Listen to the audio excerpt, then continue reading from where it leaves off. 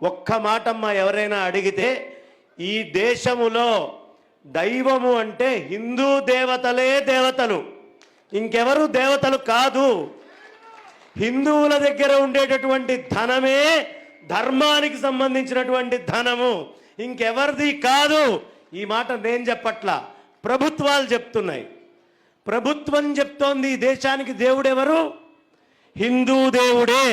ఎందుకు?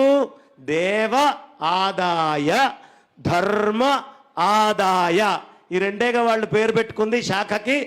దేవుడి ఆదాయం అని ఎవరు డబ్బులు తీసుకుంటున్నారు? మరి మిగతా వాళ్ళు దేవుళ్ళో కాదో వాళ్ళకి అనుమానం, కాదు అనేటటువంటి నమ్మకం కూడా. కాబట్టి దేవుడు అంటే ఎవరు? హిందూ దేవుడే దేవుడు.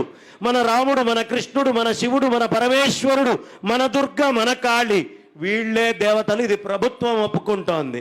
దేవ ఆదాయ, ధర్మం అంటే ఏది? మనం ఆచరించేదే ధర్మం. కాబట్టి మన ఆదాయం తీసుకెళ్తున్నారు. బాగుందయ్యా, ఒప్పుకున్నావు. మరి దేవుడికి నువ్వేం చేస్తున్నావు? ఈ ధర్మానికి నువ్వేం చేస్తున్నావు? గుండె మీద చెయ్యి వేసుకొని దేవుడని నువ్వు నమ్మినటువంటి దేవుడికి, ధర్మం అనేటటువంటి నువ్వు నమ్మిన ధర్మానికి రక్ష చెయ్యకపోతే ఎత్తి పరిపూర్ణంగా, ఇది పార్టీలతో సంబంధం లేదు, అలాంటి వాళ్ళు ఎవరినైనా సరే బంగాళాఖాతంలో ఎత్తి తొక్కి పడుకోబెట్టి లోపల పాతి పెట్టడానికి సంసిద్ధం అవుతోంది సనాతనమైనటువంటి వైదిక మతం. దీంట్లో అనుమానం లేదు. కాబట్టే హిందుత్వం అనేటటువంటి ఒక్క ఎజెండా తీసుకుంటే 300 సీట్లు ఇచ్చారు. అందరికీ పనిచేస్తున్నప్పటికీ పూర్ణ హిందుత్వం అని గనక ఏదైనా ఒకటి దిగింది అంటే గుర్తుంచుకోండి, 500కి 500 సీట్లు వెళ్ళి తీర్తాయి, అనుమానం లేదు. ఒక్క 2%, 8% జనాభా ఉంటేనే మీరు అన్ని రాయితీలు ఇస్తూ ఉంటే, నిజంగా మా రవీందర్ గారు చెప్పారు 15% ఒక్కసారి కన్సాలిడేట్ అయితే అక్కర్లేదు, ఓట్లేసేటటువంటి వాళ్ళు ఒక్క 5% కన్సాలిడేట్ అయితే చాలు. 5% ఓట్లేసేవాళ్ళు. ఎందుకు ఓట్లేసేవాళ్ళు 5% అంటే 2% ఉన్న వాళ్ళకే వాళ్ళు అన్ని రాయితీలు ఇస్తే 5% ఓట్లు ఉన్నాయంటే 1%, 2% ఓట్లు ఉన్న వాళ్ళతోటి కూడా కలయికలు కలుపుకుంటున్నారు. మీరు గమనించారో లేదో? మీరు మాతోటి ఉండండి, మా మిత్రపక్షంగా ఉండండి అని కోరుకుంటున్నారు. 5% వచ్చిందంటే కాళ్ళకి దండం పెట్టి ఏం కావాలంటే అది చేస్తారు.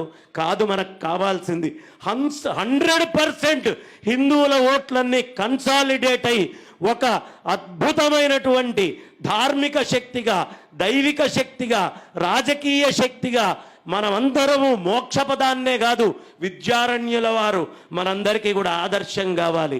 శంకర సంప్రదాయంలో 12వ శృంగేరి జగద్గురువులు విద్యారణ్య స్వామి వారు ఏం చేశారో తెలుసా? ఓ పక్కన కంచిలో వేదాన్ని చదువుకుంటూ, అటు పక్కన దాన్ని చూసుకుంటూ, హరిహర బుక్కరాయలు అంటే ఈ ఇద్దరిని ఇస్లాం మతానికి ఢిల్లీకి తీసుకెళ్ళి హక్కా బుక్కా అని బలవంతపు మత మార్పిడి చేస్తే, ఆ మత మార్పిడిని తట్టుకోలేక వాళ్ళు తిరిగొచ్చి బాధపడుతుంటే ఒక రాజగురువుగా నిల్చొని అవసరమైనటువంటి ధనాన్ని ఏర్పాటు చేసి వాళ్ళిద్దరికీ హరిహర రాయలు, బుక్కరాయలు అని పేరు పెట్టి విజయనగర సామ్రాజ్య స్థాపన చేసి ఇవాళ మనం హిందువులం అని చెప్పుకోగలుగుతున్నామంటే, ఇంతమంది ఇన్ని రకాలుగా మ్లేచ్చులు దాడి చేశారు, బుడదకీచులు దాడి చేశారు. మనకెప్పుడు ఇవాళ చెప్పుకుంటున్నావే, మన $45 ట్రిలియన్ దొంగతనం చేసి ఎత్తుకెళ్ళిన ఆ దొంగలు ఒక దొంగ మతాన్ని తీసుకొచ్చి ఇక్కడ ప్రతిష్ట చేస్తే, మనల్ని దోచుకున్నటువంటి దొంగలు పెట్టినటువంటి మతానికి సలాం కొట్టేటటువంటి దుస్థితిలో తెలియకుండా మన జనాలే ముందరికి వెళ్తూ ఉన్నారు.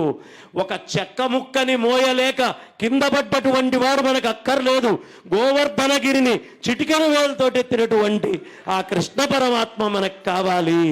కాబట్టి మనమందరం కూడా మర్చిపోకుండా ఈ ధర్మాన్ని ఇవాళ గనక పిల్లలకి సక్రమంగా బోధ చేసి, ఎక్కడైనా సరే ఈ సనాతన వైదిక ధర్మానికి సంబంధించినటువంటి సభలకి వెళ్ళటము అనేది కనుక నేర్పించకపోతే, చిన్నప్పటి నుంచే కట్టు బొట్టు జుట్టు మన సనాతనమైనటువంటి వైదిక ధర్మం యొక్క లక్షణాలని నేర్పించకపోతే, ఇందాకే చెప్పారుగా కండలు తిప్పుకొని డబ్బులు తీసుకొని ఈ పిల్లల్ని తీసుకొని వెళ్ళి బాగా చూసుకోవడానికి కాదు.